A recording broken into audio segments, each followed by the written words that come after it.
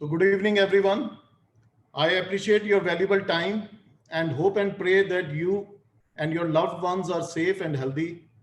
Before proceeding with the session, on my behalf and all the panelists' behalf, I would like to thank our COVID warriors for their extraordinary efforts during these uncertain times. I think you all will agree that they are fighting it on the forefront for all of us. And I think we all should appreciate their efforts uh, and the kind of work that they have been doing, the extraordinary work that they have been doing.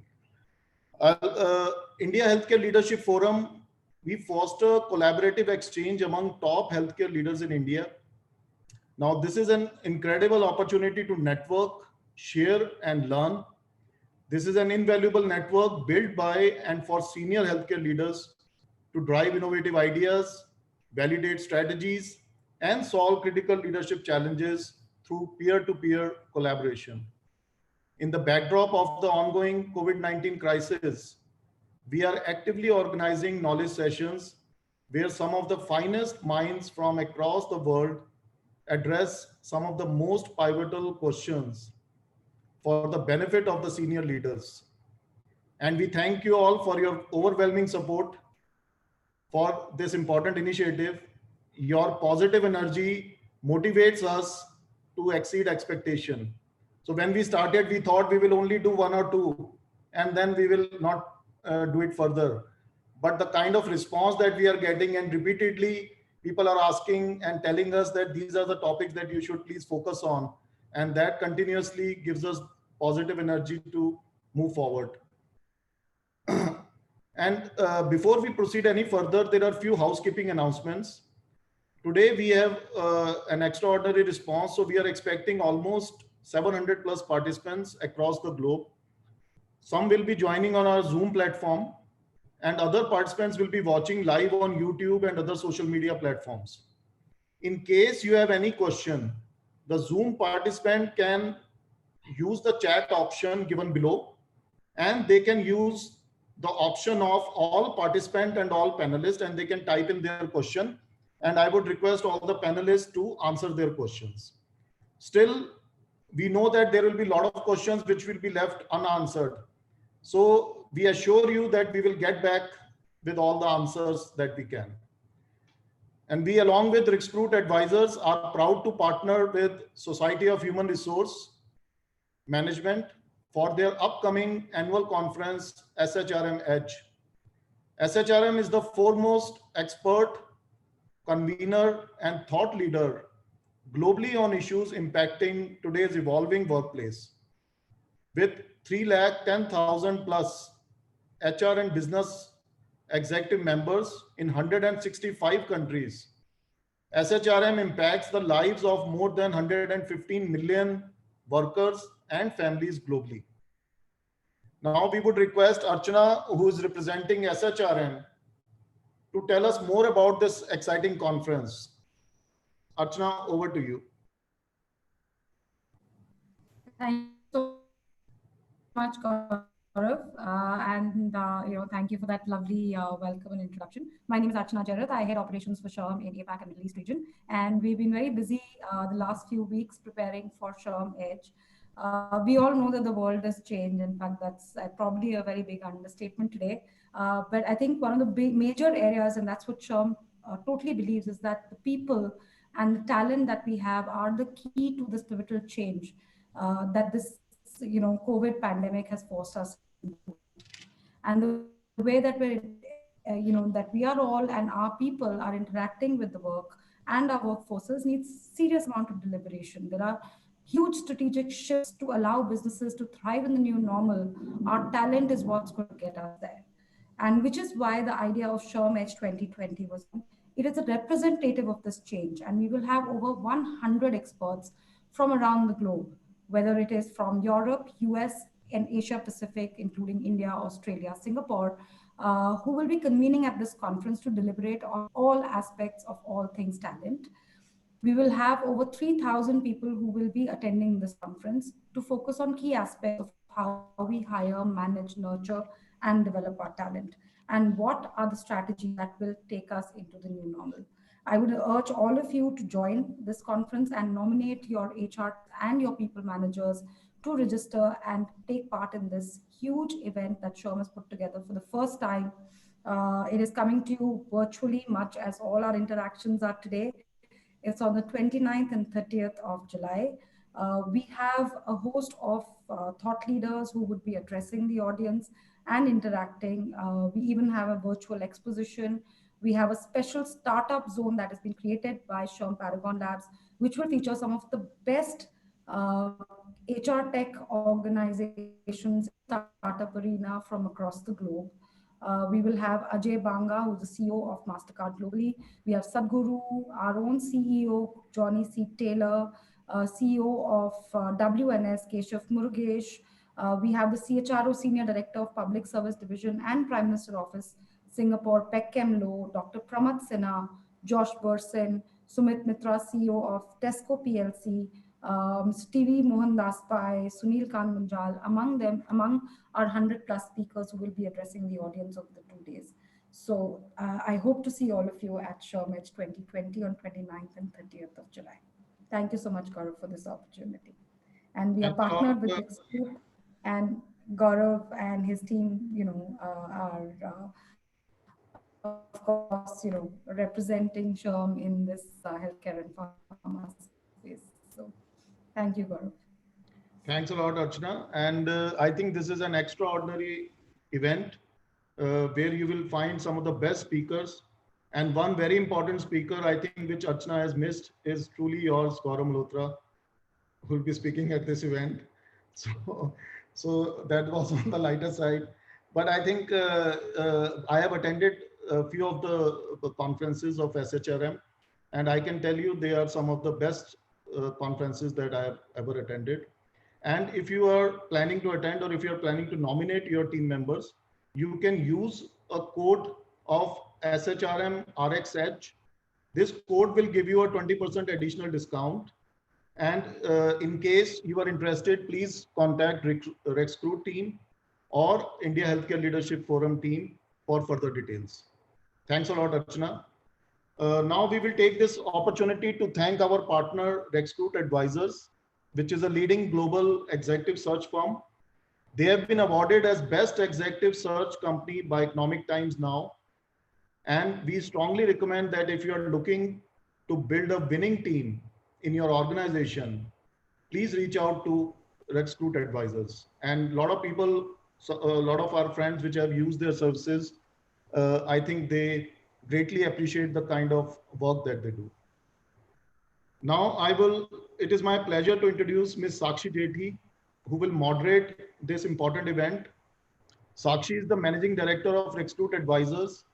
She is a Wharton Business School alumni and has over 2 decades of experience in senior leadership roles in HR and operations across reputed healthcare organizations. She has recently won the prestigious Woman Icon of the Year 2019 by Economic Times. So over to you, Sakshi. Thank you, Mr. Gaurav, for the introduction. And I would take this opportunity to thank our esteemed panelists and participants who are watching us live for taking out time for this event.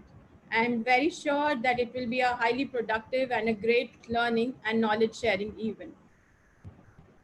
I think everybody understands that the impact of COVID-19 on health, economies, and markets is an unfolding story that is complex and fluid in its ever-changing dimensions. As businesses step into the post-COVID-19 future, they need to find a balance between what worked before and what needs to happen to succeed in the next normal. Collaboration, flexibility, inclusion, and accountability are things organizations have been thinking about for years, but only with some progress. But the massive change associated with the coronavirus could and should accelerate changes that foster these values.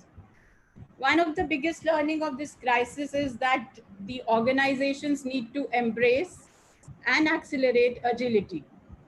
In other words, It will be our ability to reconfigure strategy, structure, processes, people, and technology quickly towards value creating and value protecting opportunities.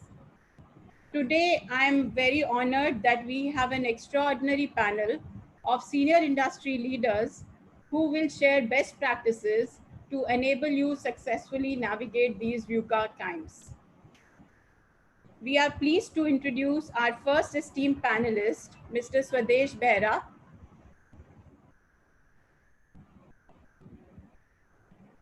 Swadesh is the Senior Director HR at Boston Scientific.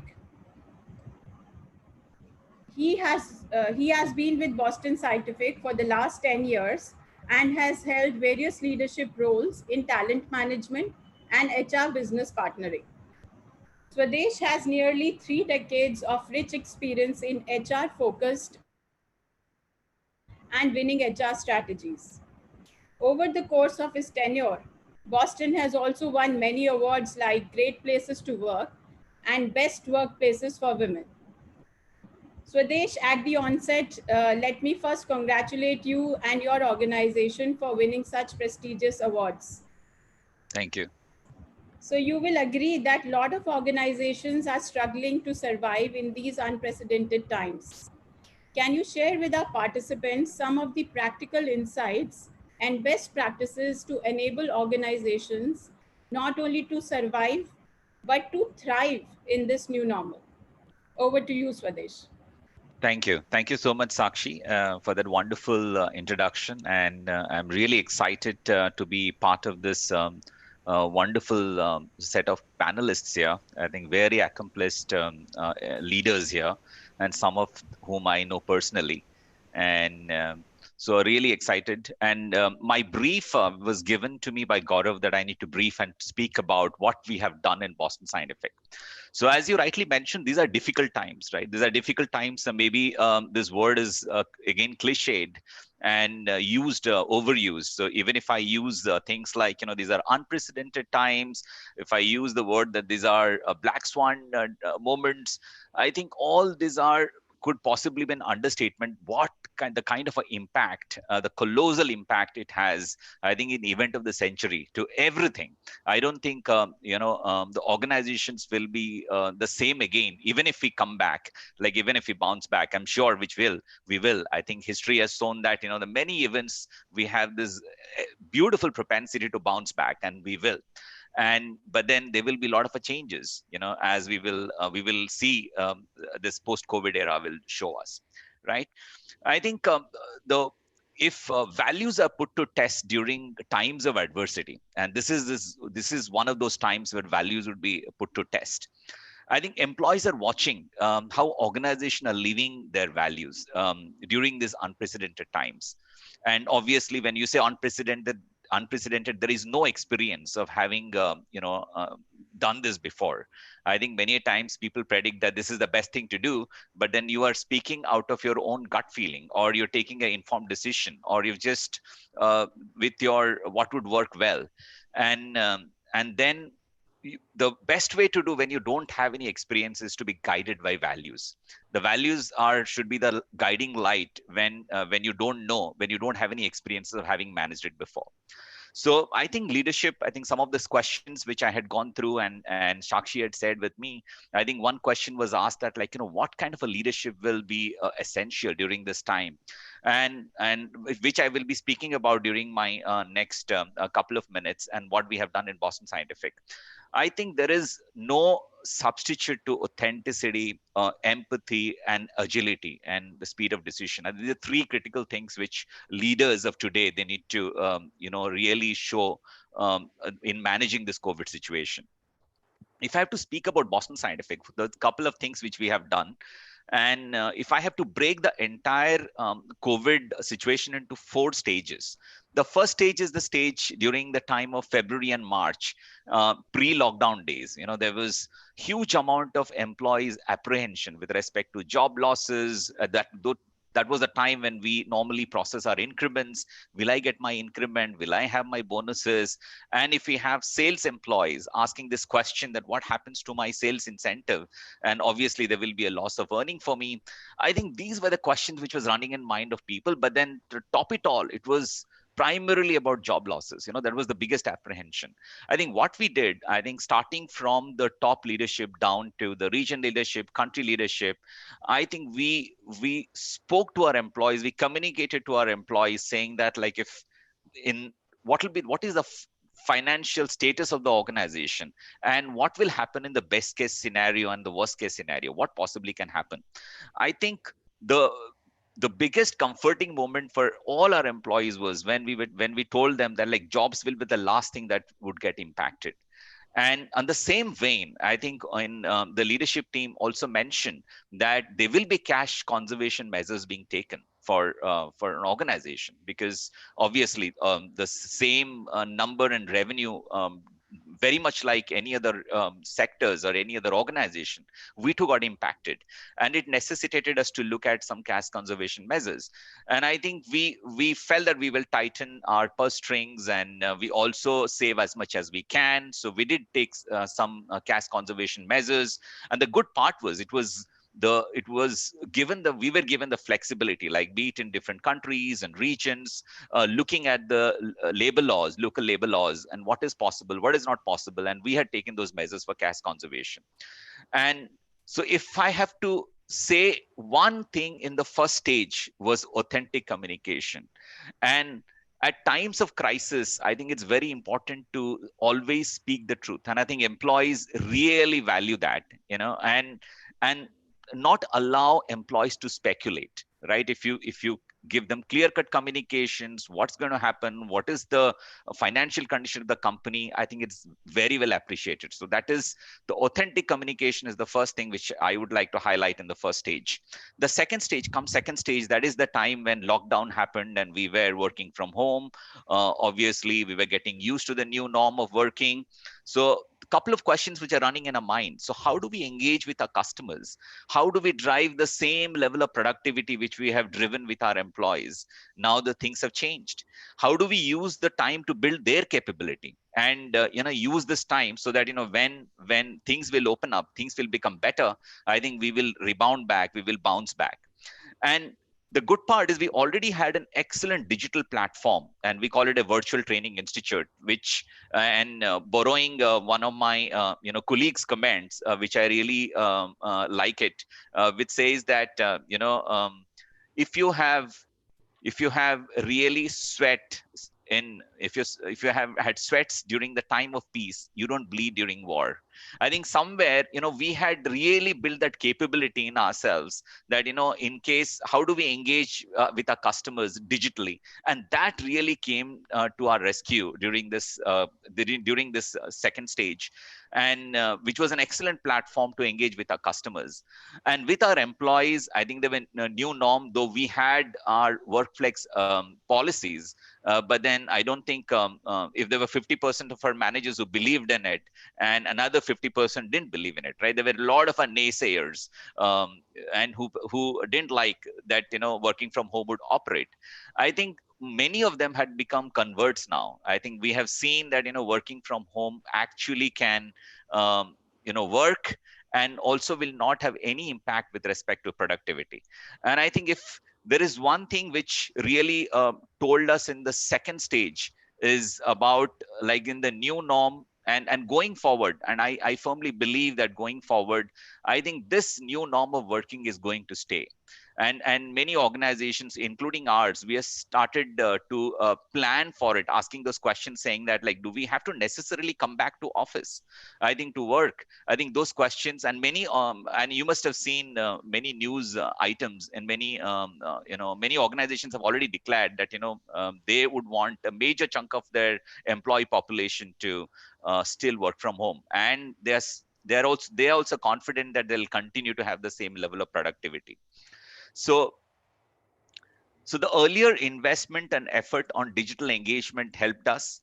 And the other thing which we did during this stage 2 was we created a one COVID-19 resources portal to address all kind of employee queries. And I think all leadership communications was there, safety protocols, anything anybody wanted to know about COVID-19, remote working tips for managers and everybody, also PP training for our sales staff, tips on health and wellness, and what is something is very unique what we did.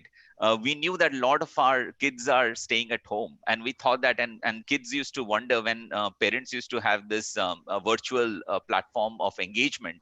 So we thought that why can't we allow some of our employee kids to interact with employees of other countries, so, and that's again has come up as a very nice community, where employees kids are they have got friends now in different parts of the world. So that was again was another highlight of the stage 2. Coming to stage 3, and that is where we are in now, where COVID is really staring us. And when you look at the numbers, I think it's scarier numbers, right? And when we had 2 of our own employees who got affected by COVID and became COVID positive, when I was speaking to one of the employees, I think the amount of anxiety that person had was seemed to be I mean, one needs to would have listened to to believe me. I think the person was asking this question: will the organization will stand behind him at this time of crisis? That got us to really work and think about what possibly we can do during this time of crisis, which is in the third stage. And couple of things what we did, like we created emergency So, response team. Swadesh, you will need to wrap up another maybe Yeah, 1 minute or so. sure. We need to create an emergency response team and to help our employees and using all our network, because our salespeople already have contacts with hospitals. We created a COVID emergency fund to help our employees if they need any advances, because many hospitals were asking for advances. We relooked at our insurance policies, and because we knew that, like, even if you have a nice family floater coverage, sometimes if more than one family members would get affected by COVID, and if they're hospitalized, maybe the cover might not be good enough. So we looked at different additional insurance coverages. We had a 24/7 virtual physician consultation, a lot of EAP trainings. In fact, we continue to have, we call it daily breath program, a half-an-hour meditation for the last 1 month. We have been running every day. And to top it all, what we did was we did a COVID-19 pulse survey. And many a times, we might be thinking that we have done A, B, C, D and a lot of our stuff for our employees' benefit, but it's equally important to understand how employees are valuing it.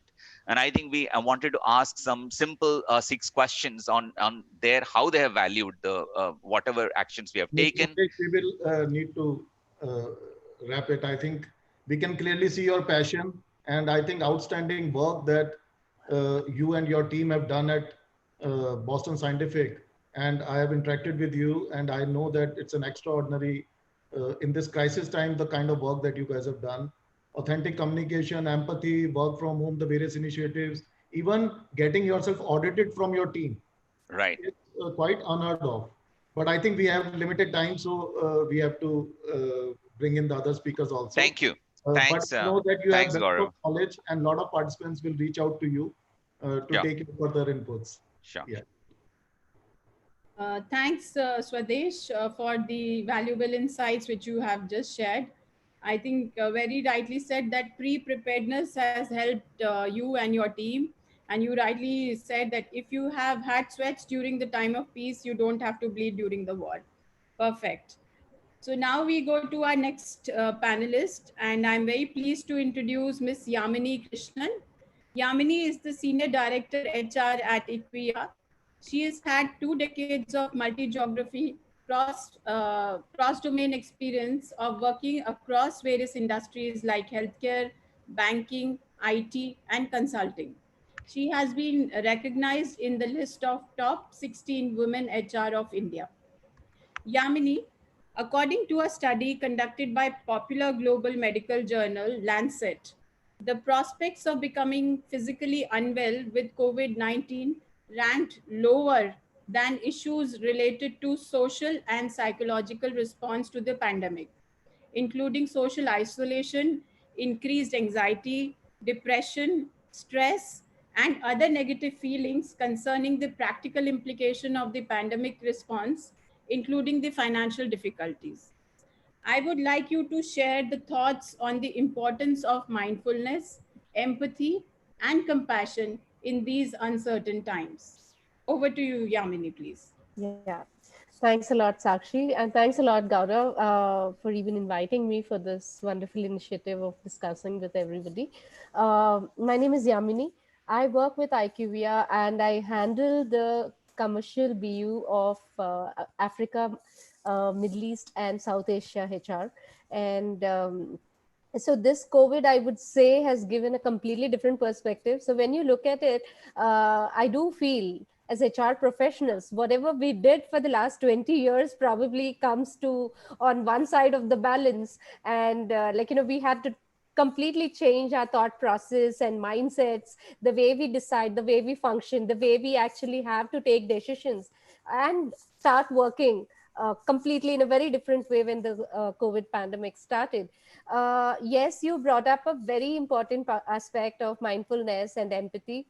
So, while Swadesh actually gave us so many things, which were probably, I think, quite a lot of things were unique. And also, I think they are doing a lot of initiatives as per most of the organizations. What I feel is very important is how we connect to our employees as people. So I think the biggest thing that the COVID actually brought about as a change in all of us is to probably start looking at the human angle, right? Actually, if you ask me, I think all around we saw people connecting with each other, and it became a necessity because we were stuck in the four walls of our homes, and it became a necessity to actually reach out to people, have these Zoom calls or virtual connections with teams, with our colleagues, with peers, with even far lost friends or cousins, wherever we had. So the connections with people actually took a major important aspect of our lives when we started out with the pandemic.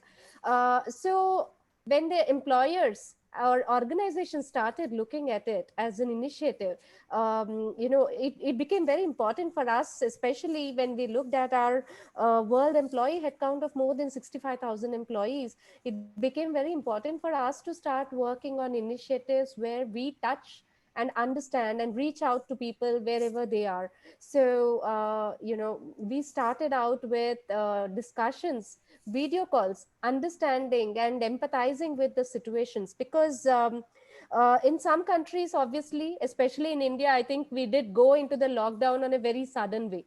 It was not like a planned initiative because most of us as organizations actually plan for BCP in a very different ways, right? We either plan for a certain percentage of our organization working remotely, or we actually plan for the entire organization to work remotely for a certain period of time. But this pandemic actually pushed the limits for all of us to work 100% from a remote scenario and at a continued sustained way. Even today, when you look at it, we all know when it started. At this point of a time, we are probably staring at a situation where we'll never know when we will go back to that 100%. For that matter, a lot of organizations may not even go back to that 100% working from office kind of scenarios. So in this kind of a situation, how important is it for say a leaders or line managers or HR professionals to be in touch with people, to be actually understanding their physical, mental, emotional well-being, and how they are able to cope up with the changing scenarios of work requirements, especially with COVID. I've heard multiple times that it has blurred the lines between genders. People had to help out at homes. People had to take on a lot more responsibilities, whether you're a male or a female. We have also heard about situations where people had to actually spend longer hours than what they were spending in the office. So, and they had to cope with situations of children being at home, elders being at home, with the additional um, aspect of actually the actual worry of the disease affecting you in some point if you're not careful, right? So it was becoming really important for an individual to be mindful. As an organization, it again became very important for us to take necessary steps in ensuring that we reach out to people, provide the necessary supports, change the policies wherever it is required. And I think in this process, all of us as managers and leaders learned two major important things. One is trust. We started trusting our people more, that because a lot of managers probably never believed that work from home would be fully productive or completely efficient for a long period of time. But I think managers, and now obviously without a choice, but everybody started trusting work from home. And more importantly, we actually noticed ownership. People are accountable for what they are assigned to, and everybody takes care of their work irrespective of how they're spending their time, whether they are required to log in and log out at a specific time, or whether they have to sit along with their children for the classes which are happening online, or whether they have to manage their stuff at home. But we understood that people are completely accountable for the work that is assigned to them. And I think as an organization, we started believing and trusting our people, and that is actually given it's like a mutual understanding between, it's like a very healthy relationships that organizations are building at this point of time. Because the more you trust, I think that is where the loyalty starts coming. And it is very important that we start sharing the information, as I think Swadesh has already pointed out. Transparency, communication, timely updates became very important. We really don't know whether everybody actually gets to open the mails and read through everything. But having these calls, team meetings, HR being part of these discussions, reaching out at least to one individual a day to understand how they are actually managing, and doing virtual town halls, which became very important to give them the updates, even though it has been continued. While we don't know when it is going to end, it is really important that we sustain this connectivity and being connected with our people. So Me, some I of these things became very important. Yeah. So I think excellent insights by Yamini, and mindfulness is very, very important and plays a very important role in this crucial time. And I think the next epidemic post this COVID epidemic will be the mental health. It was earlier Absolutely. also, but now I think it has come onto the fore. And Yeah. very valid point, very useful insights. And may Yeah. I also request all the panel members to keep on answering the questions which are coming on the chat, and as a lot of participants are requesting. So thanks a lot, Yamini. Thank Over you. to you, Sakshi. Yeah. Thank you, Yamini. And very rightly said that it is very important to be connected, to communicate to employees, to keep in touch. That will actually help them to come out of all the crises which we are seeing nowadays. Thanks a lot. Now I am extremely honored to share our next panelist, Mr. Vijendra Vats. To introduce him, I think he needs no introduction, but Mr. Vijendra is the Director HR at MSD India, which is one of the largest US pharmaceutical. In his career snapping over 2 decades across reputed organizations like Novartis and Dr. Reddy's Lab, he worked on both sides, that is business as well as HR. He has been associated with some of the prestigious B schools, from being an academic board member to a mentor, and has been a speaker at various forums. Mr. Watts, you have an incredible experience in pharmaceutical industry. Can you please share some insights on when can we expect the solution to this crisis, which will end the suffering of the humanity? Also, if you can share your insights on the opportunities, challenges, and future of pharmaceutical industry. Over to you.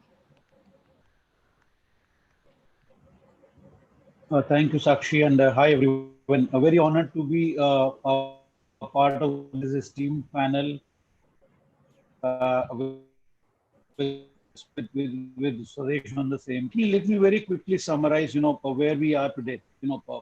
We all have little information about, how the pandemic started from Wuhan and all that stuff and everything. But if I have to tell you in a very crisp manner, where we stand today, close to 1.3 3 crore people have been globally infected by COVID-19 till now. If you look at some of the ratios, the fatality ratio which is there because of COVID, globally, it is close to 6%. So 6% of people have not survived the infection. Initially, what started from China moved to Europe. Europe, it caused a major damage because with the kind of death rates that we observed in UK, Italy, Spain, France was humongous. But now the infection is actually moved to Latin America, Brazil in particular, which has second highest infections globally after US. And people were saying that in US it's more or less over. But if you look at last 3 days data, 55,000, 58,000, and for last 24 hours, the US has reported 65,000 new cases of COVID-19. So the pandemic is far from over. That's one reality that we all are facing. Moving on to where are we as a country in terms of the COVID-19, more than close to 8 lakh cases is what we have. The good thing, if I talk about India vis-a-vis the global data, is that our fatality ratio is about 3.2%. Not because we have exceptional healthcare facilities as compared to US or UK, but primarily because the average age in India is about 27 as compared to 45 plus in most of the European countries and US. So that's where we stand. Sakshi, you gave me a very difficult task of answering that when is the solution coming. I wish I knew it. But there are 4 things that we all need to look at. When we talk of a solution for COVID-19, the first solution I think that we all are looking at is vaccine. About 15 candidates globally right now being tested for COVID-19. At least a couple of them looking very promising. One research from AstraZeneca, which is happening in Oxford University, very promising. One from Moderna in US, again, very promising. But again, they're promising researchers, right?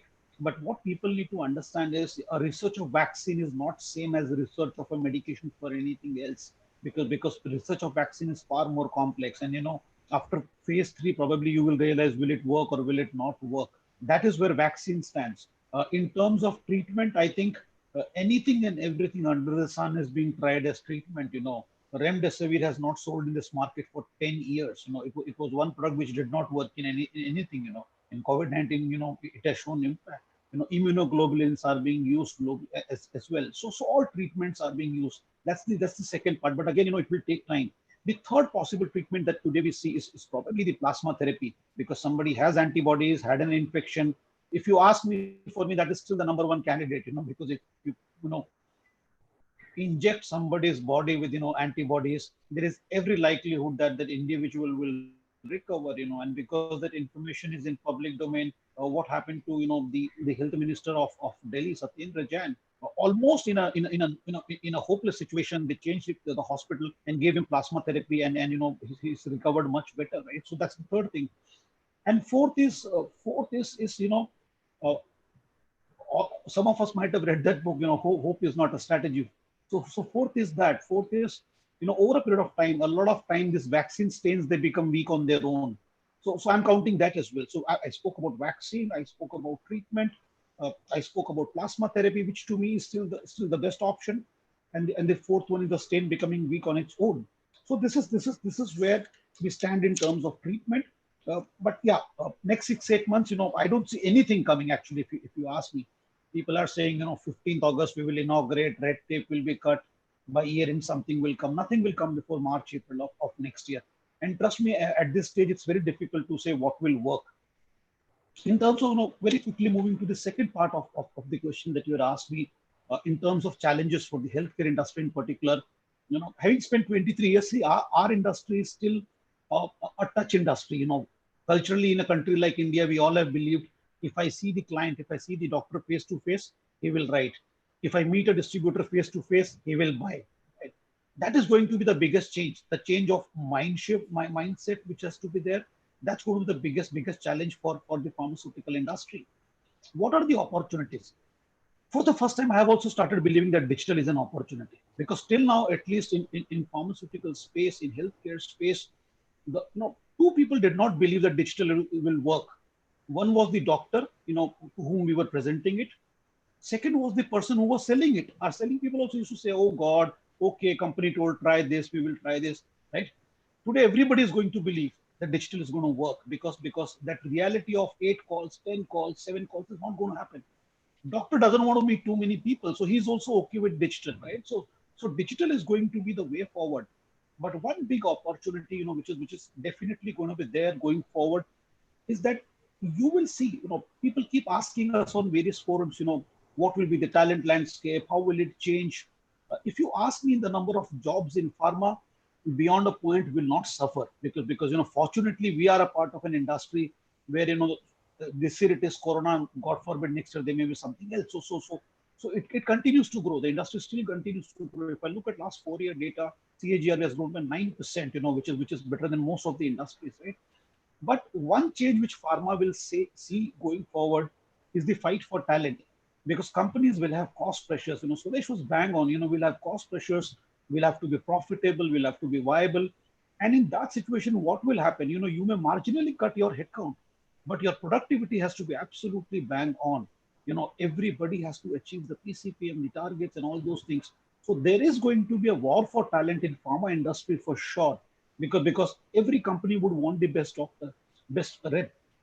What will also happen at a doctor level is also going to change. In pharma, we have been always saying, there are 3,000 plus companies. Companies are not using the best of, means to sell and all and everything. I somewhere feel that even this group is going to come down. It's not going to be, 2 years from now, you will not see 3,000-4,000 pharma companies. My guess, you may see maybe 1,500-1,600 pharma companies, because companies which have been operating at very small margins, right, are going to struggle going forward. Also, third thing that we need to remember, I spoke about sales rep, I spoke about doctor. The third thing, the most important one, the patient. The patient is not going to take a chance. The patient is not going to go to a general practitioner. The patient will go to the best doctor, the best hospital, so that he gets the best treatment. So these are some of the things that I wanted to speak about: the challenges, the opportunities, and how the industry will shape. Two things that organizations need to do. First and foremost, what Sudesh spoke about, authentic communication. Be very transparent, be very straightforward to your employees. I personally feel that going forward, organizations will have to focus more on mental wellness and more on work-life balance. If you're able to give work-life balance to your people will stick with you. Today, some of you may find it difficult to believe that, if the increments are not there, employee may still stick. But trust me, if work-life balance is not there, people will leave. Because today the challenges are very different. When you see people, sitting on the laptop morning to evening, it's impossible, because it is not impacting the employee. It is impacting the family today. So I think, to me, if I have to give one task to the organization, be very mindful of, the work-life balance of your people. So these are some of the points that I wanted to cover, Sakshi. Back to you. Thanks, Mr. Vats. I think very, very practical insights which you've given, and people are speculating around COVID vaccine being available in August, but you very rightly said that we all need to keep patience. As I used to coin this term, ice in the belly is important, even for the management as well as for the employees. So we should have ice in the belly. Digitalization is the age. Thanks a lot for sharing the practical insights. Now we go to our next esteemed panelist, and I'm very pleased to introduce Mr. Anant Garg. Anant is the Director HR at BD, managing India and South Asia. Anant is an experienced CHRO with 2 decades of unique blend of HR leadership, consulting, and business experience in top MNCs, along with international exposure. He is passionate about developing leaders, driving businesses, and making healthcare a top career choice for exceptional talent. Exceptional talent. So, Anant, as it is rightly said, every cloud has a silver lining. Amidst all the chaos, what do you think are the important learnings for the leaders? Please, over to you, Anand. Right, Sakshi, thank you. And I would say not only a silver lining, I'm actually of the view that we have several silver clouds hovering around. I mean, of course, we all had this vision 2020, 5 years back, which we know how it panned out. But I believe this is bringing out the best in all of us, And I do believe there are several silver linings. Let me say the top three that come to my mind. The number one is that this is giving us a phenomenal insight into our culture and our talent, right? All the companies always say we are a great place to work. we are a great employer. Okay, now prove it, right? This is the time that when your resources are scarce, people are watching how you are behaving. What is your cultural priority? How you are translating your PowerPoint slides to the ground reality, right? If you said, I am a customer-centric organization, are you able to serve your customers despite this situation, or have you left them alone? People said, okay, we are a caring company. People are our biggest asset. Let's see what we are doing as the people, right? Are we really caring for them? Are we able to prioritize them? It's easy to say that, we have a 6-month paternity leave and, everybody goes gaga on social media. But in the first 15 days, you have to fire half your people and you're not probably a great employer, right? Your business model is not correct. So the true test of culture and great place to work piece is really coming out. Part B is about the talent. This is my favorite, right? People always ask, how do you identify talent? Who is a talent, right? I believe this is giving us great insight into who our talents are. It's almost like a little talent development program forced on us from the top, right? Involuntary leadership development program. There's no simulation required. All the real life simulation is happening every day, right? So there are people who are stepping up and there are people who are stepping aside. Who do you call talent, right? Who are the people who are taking responsibility? Who are the people reducing the management stress and not adding to it? And who are the people who are trying to see, okay, how do we get things done rather than why things cannot happen? You're able to see that. So that's the first bucket, I would say, in terms of culture and people and talent. The second positive takeaway I'm seeing is around innovation. And if you look around, everybody is innovating in their jobs in their own little ways, right? We're seeing a lot of micro innovations happening. Nobody's doing their jobs today as they were doing 3 months ago, right? So it has really forced us to innovate. And these innovations are really, some of them are things that we never believed would happen, right? Who could have ever believed that we will do virtual onboarding, virtual farewells, right? Virtual meetings, all these things are easy, but even your product level innovations, people are adding new features. How do you do new go-to-market strategies for your products and so on and so forth, right? So innovation, I think, is the other big piece that is coming out of it. And my one advice or suggestion to all companies and all leaders listening into this is keep thinking about who are the roles or which are the roles in your organization which are trying to think about the future, while keeping you surviving in the short term. But I think there should be a formal responsibility and it should be laid out very clearly and specifically that there is some component of thinking about the future that you need to start now. And this kind of a crisis, today it's one thing and tomorrow it could be another. So we need to be better prepared next time, right, when it happens. So I think that is the second piece. And the third piece that I'm seeing as a positive takeaway is around prioritization, right? And the beauty here is that with your resources getting scarce, you will have to prioritize between two equally important things. It's not about what is better and what is not good, right? Everybody thinks important. You have to serve your customers and make people go to them and keep the people safe, right? You have to survive in the short term. Still, you have to preserve things which will help you in the long term, right? So there is a lot of these conflicting choices which leaders have to make. And this is how we need to prioritize. People always say, we need to do more with less. And my personal belief is we need to do with less, which means we need to decide what we will not do. Otherwise, we'll have burnout, right? Everybody's saying consistently on the panel that there's stress, there's burnout, well-being, and so on. If we keep adding to the work and keep reducing the resources, that will only increase. And that is where organizations are not very good at. They're not good at cutting work. We are very good at adding work, So that is the third big piece that is being forced on us that we will have to prioritize. And lastly, it's sort of a wild card takeaway for me, which is around HR function, It's really, really a huge opportunity for HR to make an impact and to transform itself. And CEOs and leaders who have invested in HR are now reaping the benefits. Because HR is in the forefront, we have to answer a lot of questions which we have never faced ourselves. We need to build sustainable organizations. We can't just take a 3-month view.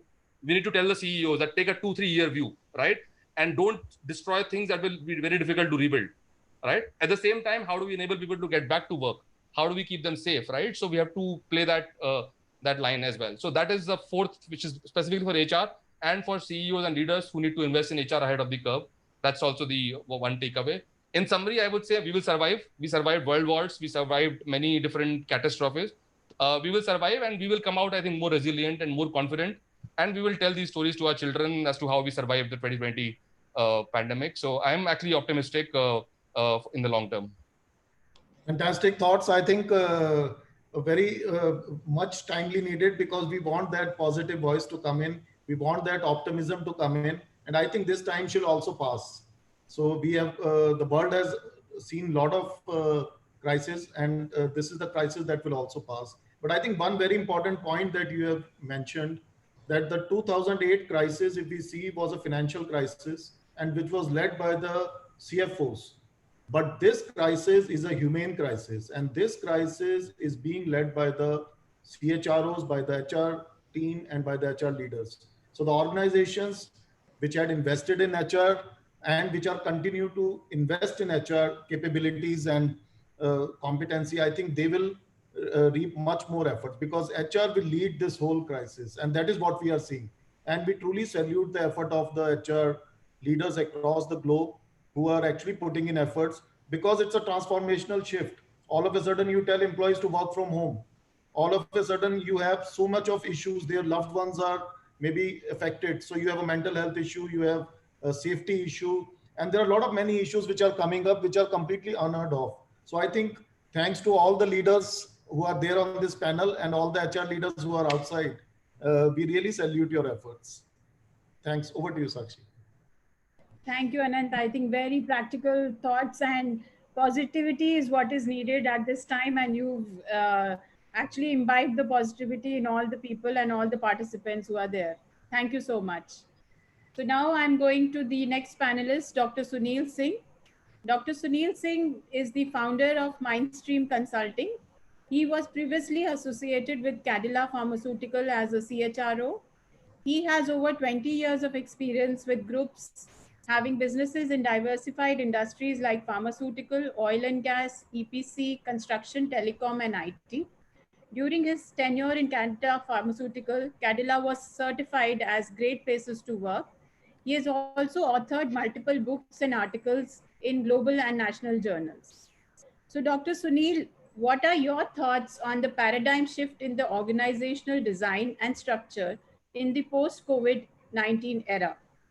How are the organizations adapting to the shift in the ways of working, digitalization, and rapid adoption of new technologies to effectively pave the way forward? Over to you, Dr. Sunil. Thank you, Sakshi. So first of all, thanks to Swades, Anand, Yamini, Biren. You brought lots of good points, what organizations are doing. I like the part with Swades said that employees are watching you during these times. This piece was repeated by Anand as well, that this is a time to show that those PowerPoints really meant, or was they really the PowerPoint. Yamini talked about the mental health. Bijan talks about what's happening on the vaccine development front. So I'll not cover these parts probably, but Anant, you talked about we survived many catastrophes so far. And actually, it's a mild one, what we are facing at this point of time. If you look at the fatality rate of the world wars, they are far, far more compared to what we are going through. So few things which I will talk about is not something which organizations are really doing at this point of time. There are some green shoots in different sectors, in different organizations, but probably they have not been kind of adopted to the level which they should have adopted. So for example, if you look at Zoom, which we are using at this point of time, when was it founded? Probably early 2000. Look at the Microsoft Team, Hangout, Google Meet, look at the multiple video learning thing, e-learning thing. Some organizations were pioneers. And Anant, you are right that organizations which invested in those, Biren also talked about, they are reaping the benefit of that investment today. And organizations which didn't do those investment at the right time are founding kind of a wanting at this point of time. So now the question is that, will you wait for another crisis like this to invest in something newer? So what I feel is that probably there was one chance in the 2008 crisis as well, where organizations could have become more leaner, could have kind of a structured in a better, more optimal fashion. But we kind of discarded that as a financial crisis. And we kind of kept the flab with us.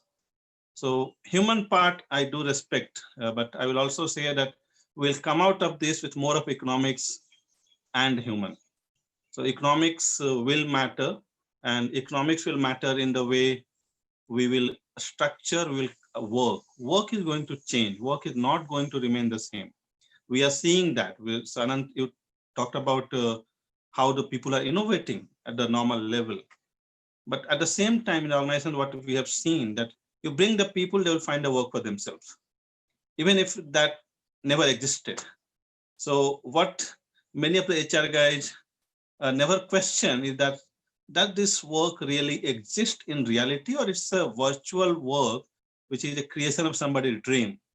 So does those roles, those positions really exist, or somebody protecting those roles? And those are the tougher questions which HR guys have to answer in the coming days.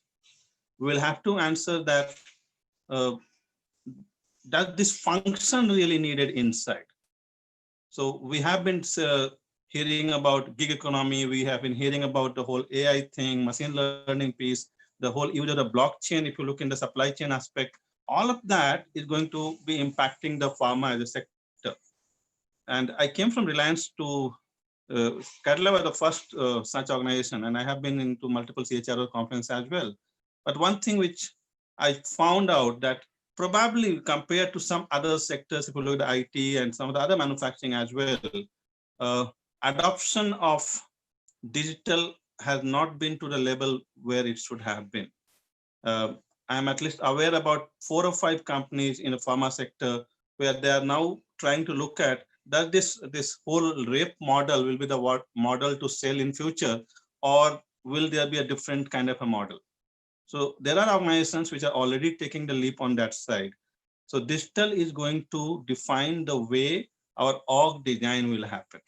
Org design in past were largely pyramidal, and pharma has been following that pyramid to a lot of extent. What will guide in future is that we have to evaluate what are those interfaces which is external and internal a particular function is managing. And based on that, certain decisions we will have to make that will it be economically beneficial or more efficient to externalize this function. So far, we have been seeing org structure as an internal document. So all the functions are internal. There are internal, you can call kings, queens, who are the heads of those functions, and they will protect those positions and roles at any cost. But now the HR actually have got the time and actually right moment. So I'll give you one example. So which I did in Reliance just about probably 5 years back. 5 years back, I made a decision that there'll be no classroom. And what happened at that point of time, a huge cry from every sector, be it my petchem business head or R&M business head or anyone, they were like, what is it? Are you saying that there'll be no classroom training? Thankfully, kind of as a learning team at that point of time, we stood on that decision. Probably it was a little ahead of time, but that helped Reliance. And that is something which now you look at, in the name of COVID, everything is selling. Those people who were like not accepting that something digitally can happen are like champions of that. So this is an opportunity given to all the HR professionals that this is a time sell those forward-looking ideas. That can I look at the structure differently? Can I bring on the structure a set of gig workers? Look at the whole thing that during the whole cycle of the year, or maybe a business cycle of 3 to 4 years, what is the productivity or seasonality of a function?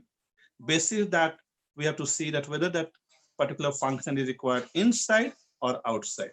So it's a God-sent opportunity for all the HR professionals that please use some of the digital design principles.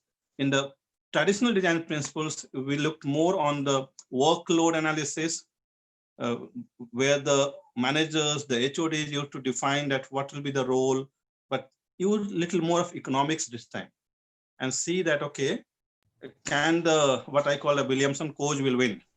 So Coach was the transaction cost thing. So he says that if something can happen cheaper in the marketplace, that will be externalized. But if the same thing can happen internally more efficiently, that will happen inside the organization. That's the reason organizations exist. And that's the reason at the around 2000 time, you saw lots of outsourcing in the IT sector. So lots of things which were repetitive in nature, lots of things which were transactional in nature, IT sector took that leap and created outsourced organizations. In the pharma also, we have been doing to some extent. So for example, the drug which is like kind of matured, selling is happening automatically, you give it to third party to sell. Some of that model is already working, but that's a very limited kind of a thing. Some outsourcing happening on the CRO side. So that's also happening, but it's time to look a little more deeper and see that where org design is really the right optimal design, which can take us to 2030. Don't design for 2025. That will not help you. What will help us is the look at the 2030, factor in gig economy, factor in that talent will be available. I saw many questions where I said, okay, how the employees can be protected legally, what we are doing. All that is fine. In fact, one other thing which I would like to bring in and where the HR can sensitize the employees, which are very typical of the Indian market. So if I look at the international market, US, Europe, individuals spend a lot of money on their own self-development. Whereas in India, that was a very different kind of a development economy. So if Anant nominates somebody or Yamini nominates somebody for training, then it's fine. But till the time that nomination does not happen, I'll keep waiting. So organization will do something for me. So while Swadesh is doing lots of good things, Anant is doing lots of good things, but reality, the fact is this, the trust level after this crisis will go down. It's not going to go I think up. very valid So, point, Dr. Sunil. And Yeah. Few of the learnings I think which you are sharing is phenomenal, and particularly about the change which will get accelerated. So our adoption of the digitalization, which we were always thinking, and now all of a sudden every organization is adopting it, and many other valid points that what you have shared, I think, are critical for our participants. And there are many additional questions coming in. You can see the flow of questions coming in here, and we are actually receiving questions, a lot of questions from our other platforms. So I would request now Sakshi to basically take on the so next. just I will finish one last part, which I was saying here. Please go ahead. Let me finish this logic. So what I was saying is that HR have to sensitize the employees that keep yourself employable. Organizations are not bound to keep you employable. And that sensitization HR can do. What happens is that they unnecessarily make you feel guilty that why I'm being fired. So economics wins, and that economics have to be conveyed to the people. Now over to Sakshi. So that was the logic. Thank you, Dr. Thank you, Sunil. Lord. Thank you very much. Very, very valid points which you said. Lean organizations will succeed. Digitalization is the age, and productivity will be measured for everybody. So employees should also be ready that they should be training themselves, they should be upgrading their skills so that they are employable. Thank you so much. So now we have reserved one of our best speakers in the last, and I'm very pleased to introduce Deepshika Anand. Deepshika is the managing partner and founder of Speakin, which is Asia's largest network of business experts and thought leaders. She has 15 years of experience in the industry and is a TEDx speaker. She is an author and avid guide of building business excellence. Deepshika is the winner of 2020 Top 100 Women Entrepreneur by Ministry of MSME Government of India and 2019 and 2017 Asia Women Icon Award winner, which celebrates excellence in entrepreneurship. Deepshika, this is this pandemic is creating incredible challenges as well as opportunities for entrepreneurs. Please share your valuable insights on how entrepreneurs can successfully overcome challenges and maximize opportunities. Over to you, Deepshika. Thank you very much, Sakshi ji, and thank you, Gaurav, for the invitation. Always a delight to be associated with you. You bring the best together always. And thanks to the India Healthcare Leadership Forum, RX Root, and everybody else. It's such an honor to be alongside Yamini, Vijender, Sudesh ji, Anant, and Dr. Singh. So I mean, I've heard so much. I think you've taken such massive initiatives across your organization. So I'm a very small player in the game, and I'm not sure what I can add value in terms of the initiatives that all you wonderful leaders are taking at your respective organizations. But I'll just share my viewpoint in terms of how we've been kind of driving, since this is a leadership masterclass. So how we've been driving leadership within the organization that we run. So my name is Deepshika, as Sakshi mentioned, and I'm the founder at Speakin. So very interesting, I was looking at the month July, and I didn't know. I was working with my daughter. She's been having these online classes. I didn't know actually that July as a month has been named after the Roman Emperor Julius Caesar. And it was a decision that was taken by the Roman Senate in 44 BC. And this month actually was not the 7th, but the 5th month in the old calendar. And it was earlier called the Quintilis, which means the 5th. So, and it was a surprising way to know this, that, times change. And literally in name and shape and form. But what we've understood from all the leaders that have spoken today is that leadership and its principles with respect to people, with respect to sensitivities, stay the same. And today, in the next 5 odd minutes, I'll share a small framework alongside my experiences at Speakin, which is a new age technology platform where we bring in the top ranking global experts like yourselves together on a single platform, particularly for corporate learning in terms of online, now virtual, and in-person engagements. So I was talking to this gentleman, I'm sure a lot of you would already know, Paul Dupuy. He heads Randstad in India and Asia Pacific, and he's written a book called the E5 Movement, which talks about the 5 areas or which defines the life cycle of a leader through 5 different formats. So first he talks about is that as a leader, and I will of course talk about a few parallels that I've seen through this pandemic and how we managed people and brought them together. I think first and foremost is envisioning, where you craft a vision to touch the heart and mind of people. And that can be done through different initiatives that you've taken. But you have to create a larger structure and larger thought process in your people. For us at Speakin, it was always to bring the best together for maximum learning and impact. It was never about money. So businesses, as I think Sudeshi was also saying, it's not about money, it's about impact, and it's about how you make the best organization which delivers value both for your employees as well as your external stakeholders. So I always believed in, when you create meaning, you create money, and which is when COVID hit us. So we were in the direct line of fire, as you would have seen, and you would have interacted with a lot of other experts that you would have at your organizations to come in. And I think Sunidhi was talking about in-person training and, classroom sessions and all. And we were doing that. And on 17th of March, we got into a lockdown, and we were in the direct line of fire. I mean, we had only 2 options. Either we could have perished and gone into a hiatus, or we could have done something else. And that's where we went. And we said that let's go back to our vision. And, as a leader, your job, or as an organization, your job is first to create a vision. And that's when we went back to it, and to say that, where we are here, why are we here in the first place? And I think that gave us the opportunity to look for windows of other opportunities that we could look at. While one was closing for us, we opened the others. We transitioned overnight. 17th March, as I said, lockdown was announced. 19th March, we introduced a new product. 22nd March, we were already out in the market and working for clients. The good thing was, I think a lot of people talked about, the cost of manpower and making them employable and the impact on the financials. But we were asset light, so that was good for us.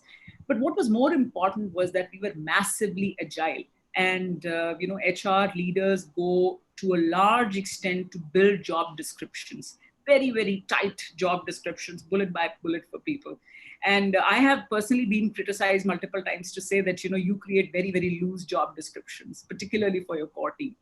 But that's how I wanted to be, because, the job in an entrepreneurial setup, and I'm not saying just from an entrepreneurial from a startup perspective, and you can have an entrepreneurial setup within the larger organization as well.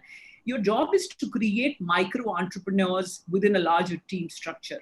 An entrepreneurial venture, or any venture for that matter, cannot be successful where there's only one entrepreneur and everybody else is an employee. So, and we didn't know that. That agility, those blurred boundaries between roles. So this is my role and that's all I'm going to do. That didn't happen. That wasn't there for us. So I think that is where the big part of going back to our vision and executing it and modifying to what was hitting us helped us immensely to survive and thrive in these 3 months. These 3 months have been by far the best years, the best times for speaking and also for our clients. So super proud of that. Number one. Number two is the expression. As Martin Luther King used to say that I have a dream. You would start every presentation with that. I have a dream. So that is where, as a leader, I think it became important to share an omni-channel strategy when you express your vision to your people. You have the love, you have the passion for what you do, whether you are an HR leader or whether you're an organizational, the entire marketing leader, sales leader. The conviction that you have, the love that you have, the passion that you have to translate that to your people for them to deliver in the similar format. So for example, for us, we took a conscious call that, when we started, we said that, there's only one format for expert networks and for speaker bureaus in that sense. And then let's work with commissions. We took a conscious call and said that we will never work on commission. We will never MRP our expertise. We changed the game. We work for our clients' FOC. We work for our speakers' FOC. Our business is about making emotional connections with our experts. And that is what we wanted to express all through, not just at the top level, but also at the lower level. So, speaking per se, as we say that, speaking and audience adulation, as a lot of you phenomenal speakers are receiving all through and through, is opium, right?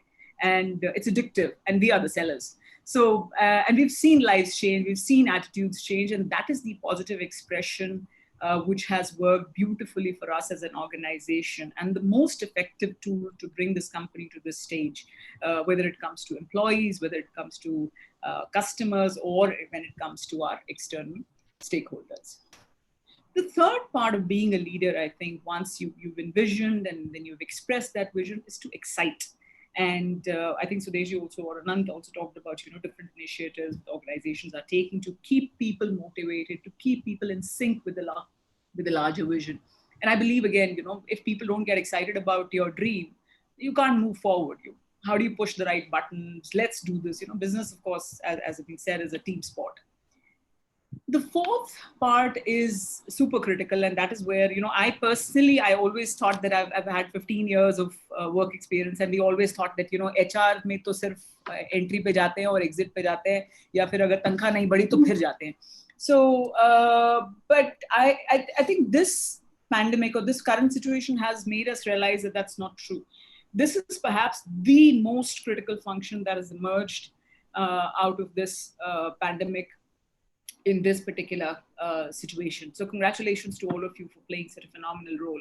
And that's what brings me to the fourth part, which is enabling, and not just about providing tools, but also to create a platform and an environment where people can shine.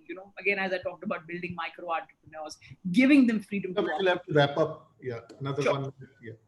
That takes me to the last point, Gauravji, which is creating, after doing all of that, to be able to create a measurable impact.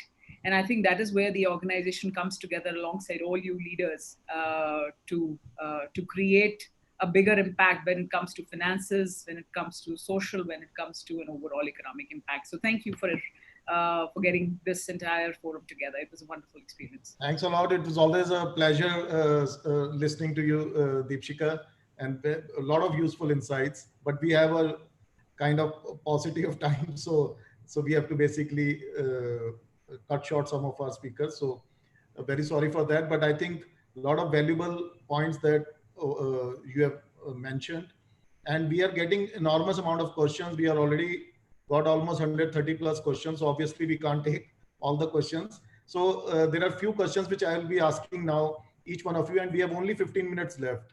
So may I just request you to take 2 or 3 minutes, maximum 2 minutes, and if you can answer those questions briefly. So my first question is for Swadesh Behra. Swadesh, the question is, how can companies genuinely practice compassionate capitalism in this crisis? And second question to you is, what will be the career growth opportunities in the new normal? Look, when it comes to compassion, I think this the current norm, or even when in the pre-COVID times, I think compassion is something is very critical for any leader to show. I think it's so during this new norm, I think it has become more critical now that, like, people need to, and I talked about authentic leadership, right? And authentic leadership and clear communication. I think it's extremely important with the situation we are in. But then for empathy as a competency, or empathy as a quality of a leader will continue to have. I mean, in any situation, be it pre-COVID or post-COVID, I think that's something we'll have to continue. And the second one you mentioned about career opportunities, I think if I have to look at, and there was a Financial Times article on 19 June, where saying that, like, top companies were prospered during this crisis. I think if you look at it, there were e-commerce companies, technology companies, telecommunications, home entertainment like Netflix's, software, pharmaceuticals. I think the list goes on. So which only goes on to show that, like, there are newer sectors which will come, and career opportunities will shift. I mean, sectors which obviously some sectors will not do so well, but some sectors will emerge on the other side. I think that's what I mean. If I have to do a little bit of a crystal ball gazing and looking at what I see, some information, I think some sectors will come up, and those will be with the providing more career opportunities for people going forward. Thanks a lot. Thank you, Suresh. And Anant, next question goes to you. This has again come from our partner network. What is the best leadership style in this crisis? So one thing is, I mean, leadership has again withstood the test of time. So I don't think suddenly leadership skills will change because this crisis happened. But I think one thing that is becoming very stark is, as I was saying, navigating paradoxes. Yeah, you can't say either I will keep my employees safe or I will send them to customers, right? You have to say and you have to do it together, right? That's the one thing that I will say. Another example is, leaders don't have the answers themselves. We don't know what will happen, right? Still, you have to be decisive and make the team move in a direction, right? So you still need to inspire the confidence in the direction. So you have to manage that together. So this is something I think which is becoming very, very important now to navigate paradoxes.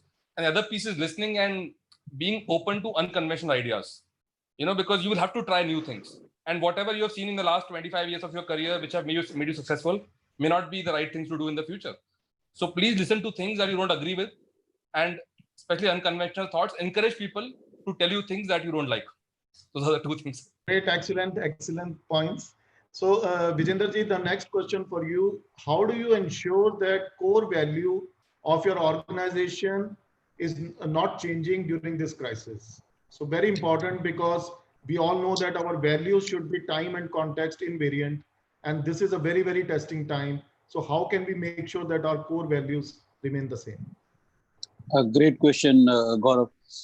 Who drives the values in the organization? The leadership team, all your people managers. So if core values have to remain intact, they are the ones, who have to start showing that during these times, So I think the easiest thing is to preach about them that, we will do this, we will do that. For example, say if it is around, having the right work-life balance. So as a leader, do you ensure that you do not abruptly call up people? You do not unnecessarily give work over the weekend and all that stuff. So this is a time when leadership, as well as all the people managers, have to show that courage and that practice, which will ensure that the core values are intact. The education of your people managers becomes extremely important. Leaders will ensure that they don't keep calls at awkward times. They are not unreasonable in terms of timelines. The challenge is when it goes down the line, your first line managers, line function, and all those people, they become very unreasonable. So that's where it becomes a challenge. That's one.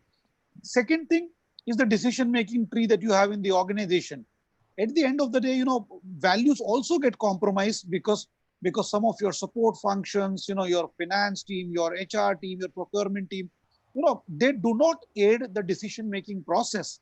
And that is where values also get violated. So if you have to ensure that values are in place, everybody needs to work in synergy, and that synergy has to be achieving organization goals. So these two things, demonstration by leadership and people managers. And secondly, irrespective of what function you are in, how do you support the right decision making, and how do you become an enabler, rather than having that art of asking questions, how do you display the art of answering questions? These two things. I think it was a tough question, but I think very well said and very, very important insights for the listeners out there. So another question, Yamini, for you. What are the best practices on work from home to ensure productivity and employee engagement, keeping in mind we have to balance with work at home responsibilities also? Right. Good question, Gaurav. Again, this is something obviously which is very close to my heart in terms of people management. So I think one thing which we had to quickly learn was how do we ensure that everybody is able to work from home. A lot of organizations were not prepared in terms of IT infrastructure, connectivity issues, understanding the facilities or the details available for employees at their respective homes, or the scenario. So I think it is very important for organizations to ensure that they empathize with the employees wherever they are working from, give them the flexibility, at the same time trust them to deliver the results as much as possible. These things are going to be very important, because at the end of it, I think organizations will have to also learn that loyalty is going to be a two-way street now. Because earlier, as HR professionals, we were always looking for employees to be connecting with us, being with us, continuing with us, and sustaining their careers. But right now, I think it is time that organizations also show that we are loyal to our employees, and giving them all kinds of support, and ensuring that we understand their current situations and provide them the necessary supports wherever it is required, whether it is in terms of additional allowances for their connecting from homes, or whether it is in terms of probably changing their work timings wherever it is required, ensuring that they are able to spare time for their children or elders, or even probably if somebody in the family is actually sick in the current situation, that it's not necessary that employees are impacted personally, but it has to be given as an opportunity for an individual to sustain how they are actually managing this entire situation from a holistic view. So I think most of the organizations are now ensuring that we are giving that full support to the employees, both from emotional aspects as well as getting wellness initiatives related to mental health, giving them breaks. In fact, we started something very simple and small, something like, we called it press the pause. Every 1 hour we told them press the pause button, take a walk and come back.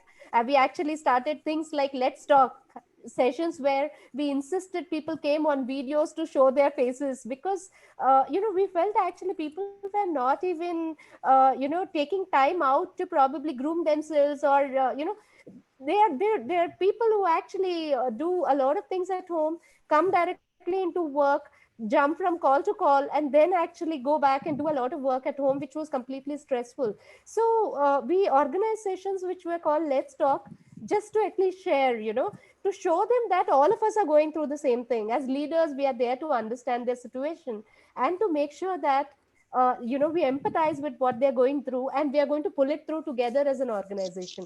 I think that trust had become a very mutual aspect for us. I think this is an excellent answer, and these are very, very tough times, and we all have to be Absolutely. empathetic towards our employees.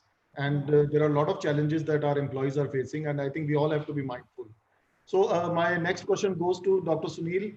How do you see HR landscape changing due to the impact of digitalization?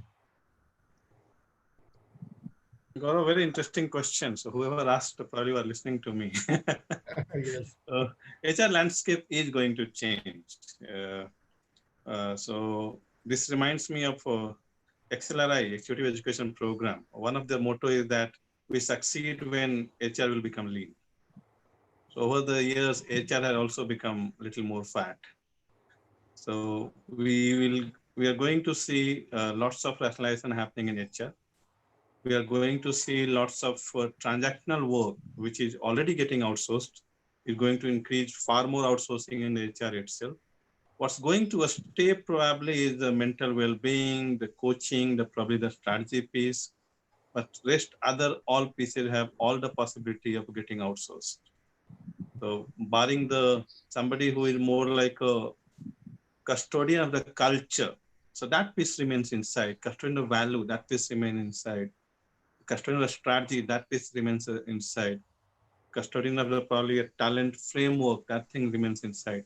But everything else, I don't see the region why it should exist inside. So that's how the landscape is going to change.